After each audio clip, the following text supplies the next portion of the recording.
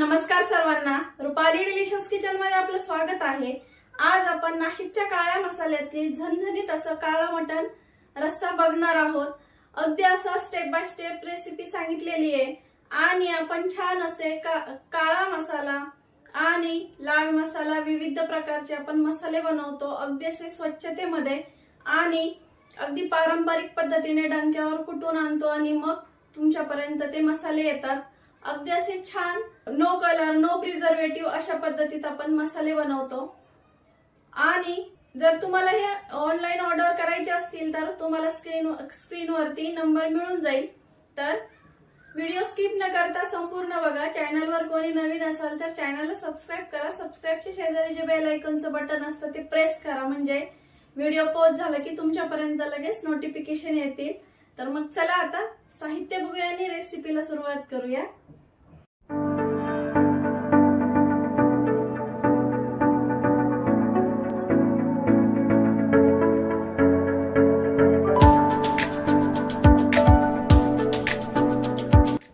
तर मटनचा झणझणीत रस्सा बनवण्यासाठी आपण इथं अर्धा किलो मटन घेतलंय आणि त्यासाठीचं जे मॅरिनेशनचं साहित्य घेतलंय ते बघूया। हळद पावडर, धना पावडर, मीठ आणि हिंग। तर आपण आधी मटन एका भांड्यामध्ये काढून घेऊ। स्वच्छ धुवून घेतलेलं आहे मटन, 2 ते 3 पाण्याने स्वच्छ धुवून घ्यायचंय। यामध्ये आपल्याला पाव चमचाला थोडीशी जास्त हळद टाकायची आहे, 1 चमचा भरून धना पावडर, 1 चमचा भरून मीठ आणि हिंग पाव चमचा टाकलाय। तर आता हे छान असं मटनच्या पीसला छान सगळं लावून घ्यायचंय। मटन सुक्का असू देत किंवा रस्सा असू देत, तर त्याला ह्याच पद्धतीने मॅरिनेशन करून ठेवायचं।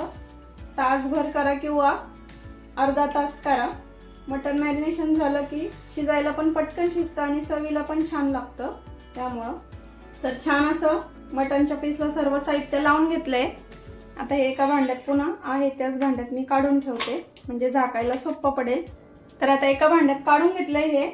तर आपल्याला मटन रश्श्यासाठी हे छान असं मुरवत ठेवायचं आहे मॅरिनेशन करून 1 तासभरासाठी, आणि हे उकडून घ्यायचंय आपल्याला।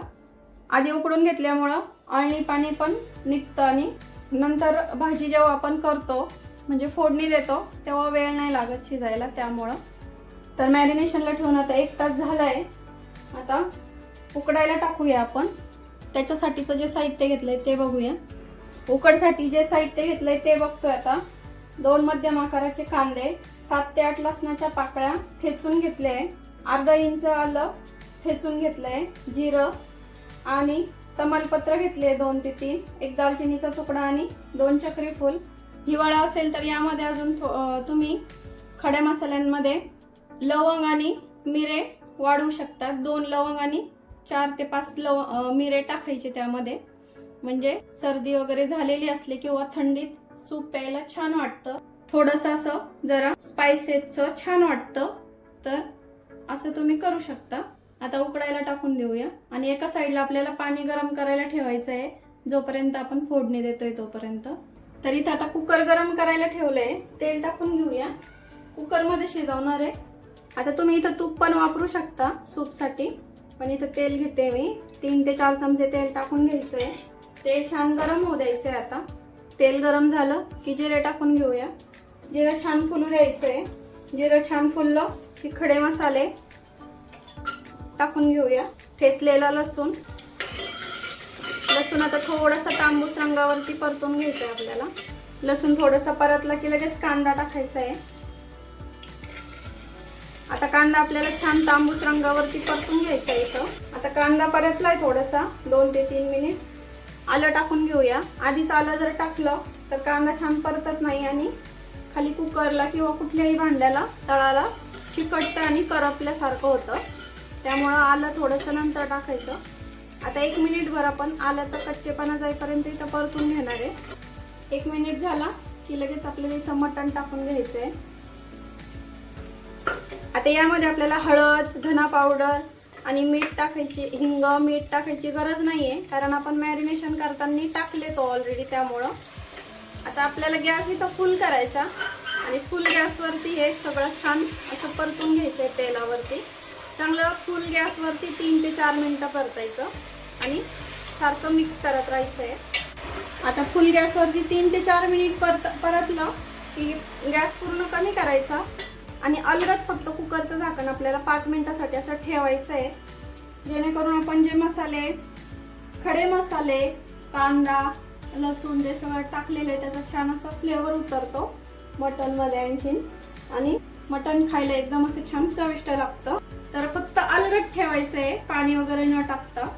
तुम्ही ही जर प्रोसेस केली तर मटन शिजायला पण वेळ कमी लागतो. 3 ते 4 मिनिट झाले. आता बघूया. आता 2 ते 3 मिनिट पुन्हा परतून घेतलं की आपल्याला यामध्ये पाणी टाकून घ्यायचं आहे गरम केलेलं. गॅस कमी करूया म्हणजे अंगावरून येण्याची शक्यता कमी होते.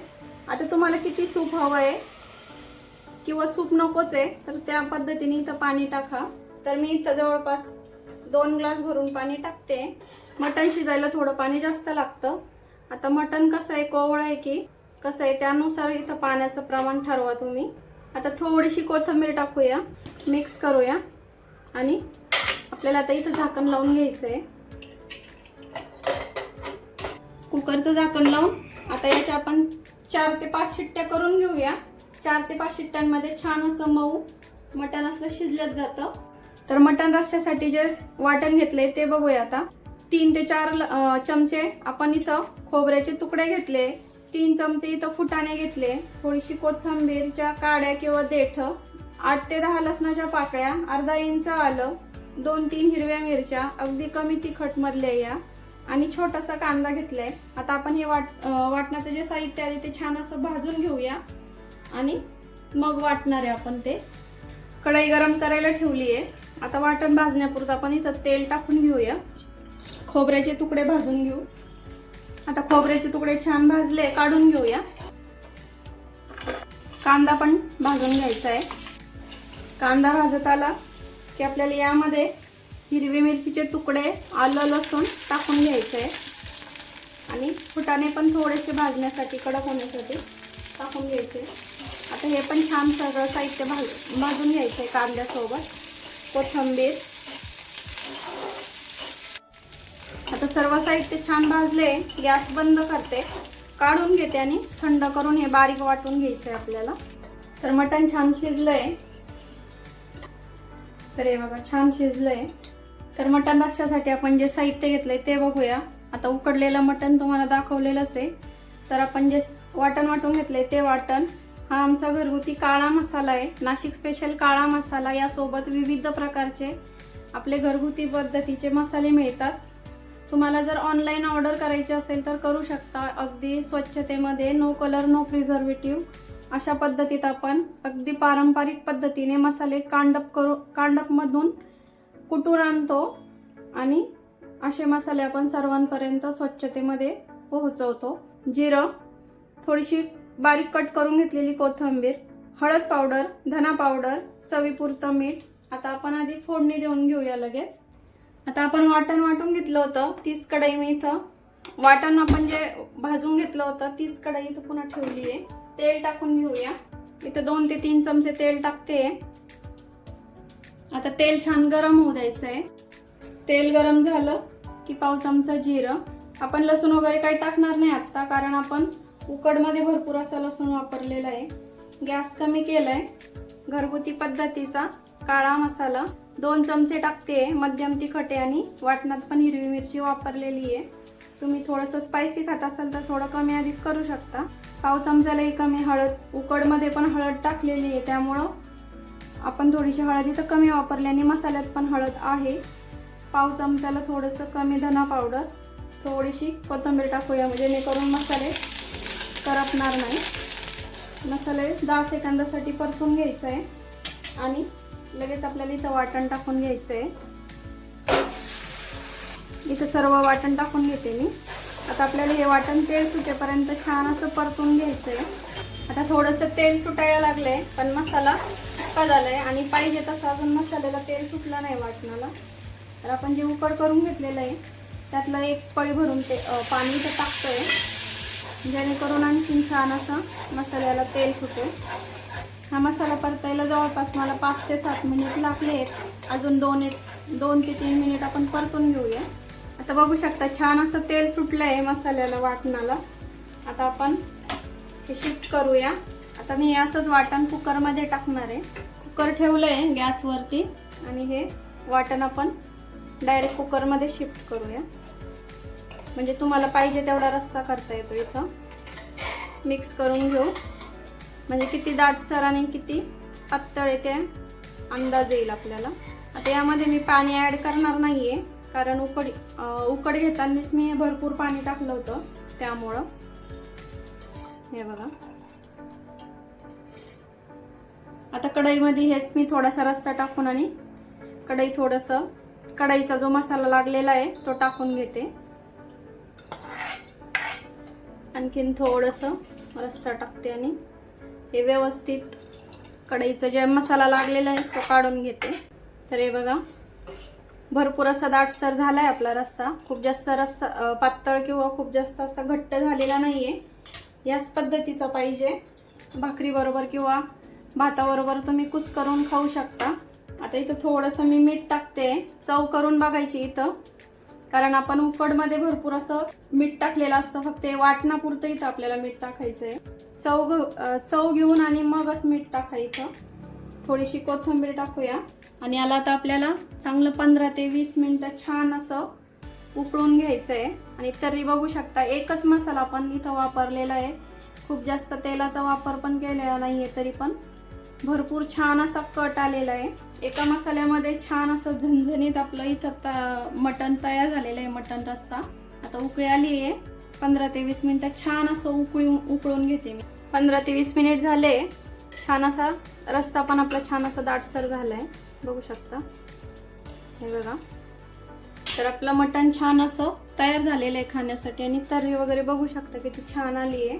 आणखीन थोडीशी कोथिंबीर टाकूया, सर्व करून घेऊया। तर झणझणीत आपलं मटण रस्सा इथं तयार झालेला आहे खाण्यासाठी। अगदी असं परफेक्ट रस्सा झालाय। तुम्ही रस्सा बघू शकता किती छान असा एकदम मध्यम आकारामध्ये झालाय, खूप दाट किंवा खूप जास्त असं पातळ नाही।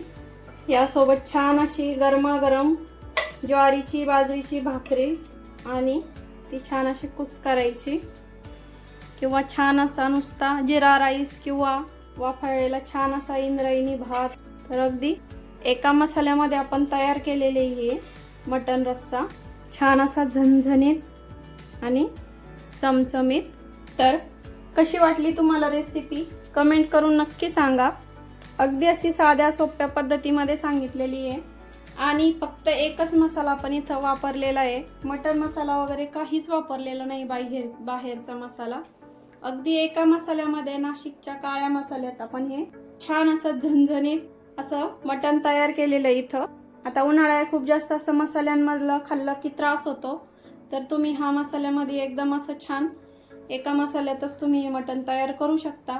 तर रेसिपी कशी वाटली कमेंट करून सांगा, आणि तुमचा असा मटण रस्सा असंच झालंय का सेम, ते पण मला कमेंट करा। तर बघितलं ना किती असं छान झणझणीत आणि तर्रीदार आपलं मटण तयार झालेलं आहे, मटण रस्सा।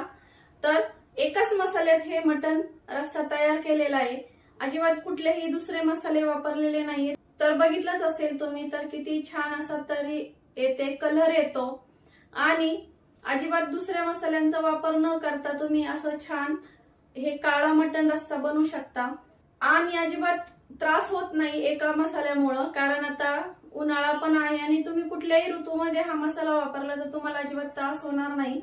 तर सांगितल्याप्रमाणे तुम्हाला स्क्रीनवरती नंबर दिलेलाच आहे, तर तुम्हाला ऑनलाईन ऑर्डर करायचं असेल तर तुम्ही करू शकता। तर रेसिपी कशी वाटली कमेंट करून नक्की सांगा, आणि रेसिपी जास्तीत जास्त शेअर करा, आणि लाईक शेअर सबस्क्राईब करायला विसरू नका। रेसिपी नक्की ट्राय करा, कारण घरचं जेवण हे खरंच स्वादिष्ट असतं। अशाच नवीन छान छान रेसिपींसोबत पुन्हा भेटूया, तोपर्यंत धन्यवाद।